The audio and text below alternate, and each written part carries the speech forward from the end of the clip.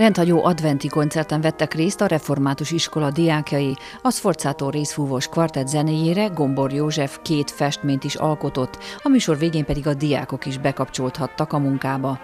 Rojtos Norbert trombitaművészt, a koncert szervezőjét az előadás után kérdeztük. Megpróbáltuk a zeneművészetet és a képzőművészetet tető alá hozni. A Sforcato részfúvós kvártettel, Gombor József festőművésszel közösen hoztuk létre ezt a koncertet, melynek lényege az, hogy egy 10-15 perc zenei anyagra a festőművész úr improvizatíve képeket fest, ezért ezt egy adventi hangulatban hoztuk most létre itt a református iskolában.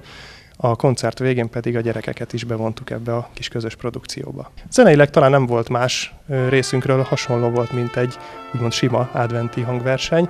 Elsősorban az első kép alatt inkább liraibb zenék domináltak, barokk, illetve klasszikus zenei részletek. A második kép egy kicsit dinamikusabb, egy kicsit virtuózabb zenei anyagra született.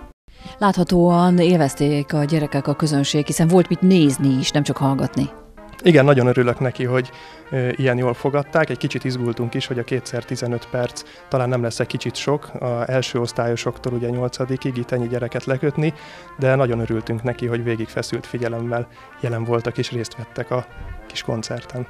Gombor Józsefet se kellett 2-szer megkérni rá, hogy jöjjön festeni, ugye? Hát bizony nem, ő nagyon örült neki, mikor ezt tulajdonképpen nyár elején találtuk ki, ezt a kis közös kezdeményezést, akkor egyszer Kapolcson összejöttünk a műtermében, és egy próbaképpen festett egy képet, még természetesen közönség nélkül.